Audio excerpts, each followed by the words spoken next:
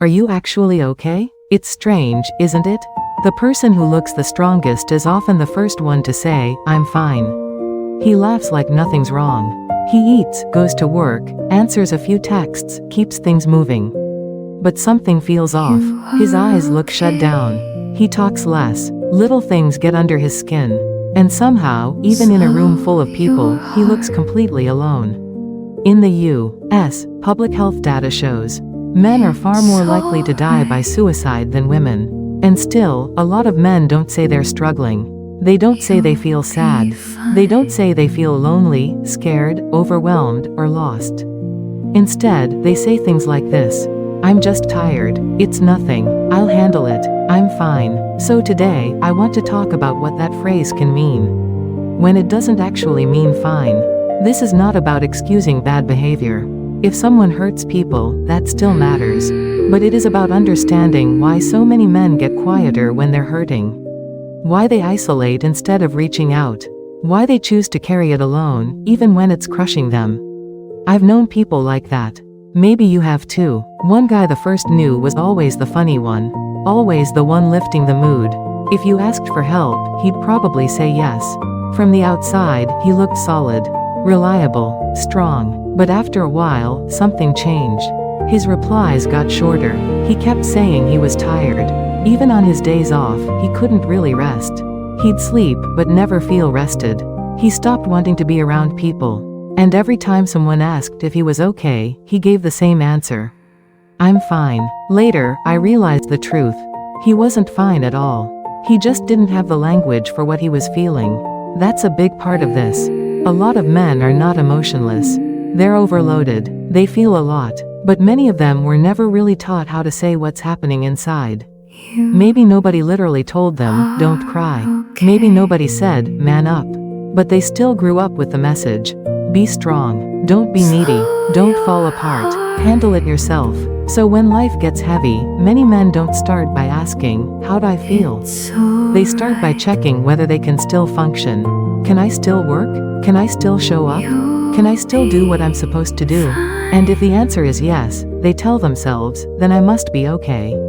But here's the thing, still functioning is not the same as being okay. For some men, I'm fine is not a description. It's a survival line, a way to keep from falling apart in public. A way to end the conversation before it gets too real.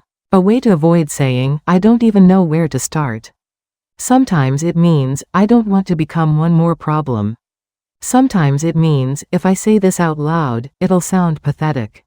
Sometimes it means, I'm scared you'll see me differently. So they keep it short. I'm fine. For a lot of men, self-worth gets tied to usefulness. Am I helping? Am I providing? Am I dependable? Am I holding it together? And when that's how you measure your value, pain becomes harder to admit. Because if you slow down, if you ask for help, if you can't carry the weight for a minute, it can feel like failure. That's why some men work harder when they're actually falling apart. They get busier when what they really need is rest. Because stopping would mean feeling. And feeling would mean facing what's been buried. Busyness can be a sign of discipline. But sometimes, it's also a hiding place. As long as you keep moving, you don't have to fully look at what's happening inside. There's something else too. Feeling emotion and naming emotion are not the same skill. A guy can absolutely be hurting and still have no clue how to explain it. Is it sadness? Burnout? Shame? Loneliness? Anger? Numbness? A little bit of all of it? When there are no clear words, people reach for the safest ones. I'm tired. I'm stressed. My head's just kind of all over the place. But sometimes the body gets blamed for what the heart is carrying. A lot of men say they're exhausted when what they really mean is, my inner world is a mess. And anger often becomes the emotion that gets expressed. Because anger feels more acceptable than sadness. So grief comes out as irritability. Fear comes out as control. Loneliness comes out as distance. Disappointment comes out as silence. He may not even know that's what's happening. He just knows he's more annoyed than usual.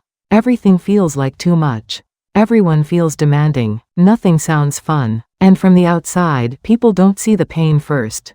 They see the attitude. They see that he's cold, short-tempered, hard to talk to, different, and they might be right. But under that behavior, there's often pain that's never been named. That pain doesn't always show up as tears. Sometimes it looks like withdrawal. Sometimes it looks like overworking. Sometimes it looks like scrolling for hours.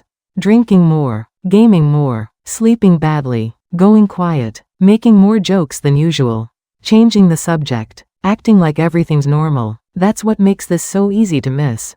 Because from the outside, he can still look fine. So let me say this clearly. Men's pain does not always look like sadness. Sometimes it looks like silence. Sometimes it looks like anger. Sometimes it looks like emotional distance. Sometimes it looks like being too busy. Sometimes it looks like a guy who says he's tired all the time, but can't really explain why. And sometimes I'm fine quietly means this. I'm overwhelmed, but I don't have the energy to explain it. I don't really understand what's happening to me either. I'm afraid of disappointing people. I don't want to look weak. I need help, but asking for it feels humiliating. I feel something breaking inside me, and I'm trying to keep it hidden. Now, to be fair, not every quiet man is in pain. Not every man suppresses emotion. Some people are just naturally private. Some really do process things on their own. So this isn't about diagnosing anyone. It's about paying attention to change. If someone gets more irritable than usual, starts isolating, stops sleeping well, keeps saying he's exhausted, loses interest in things he used to enjoy, or becomes brutally hard on himself, that's worth noticing. That may not be just his personality. It may be a signal. And this part matters too. Understanding someone is not the same as tolerating harm. If someone keeps hurting people, crossing lines, or making relationships unsafe, boundaries still matter. Their pain does not erase your pain. But if you care about someone and you want to help, the most useful conversations usually don't start with accusation. They start with observation. Not, what's wrong with you? Not, why are you acting like this? Not, why do you never talk? Try this instead. You keep saying you're fine, but you don't seem fine. You don't have to explain it perfectly. I may not be able to fix it, but I can sit with you in it.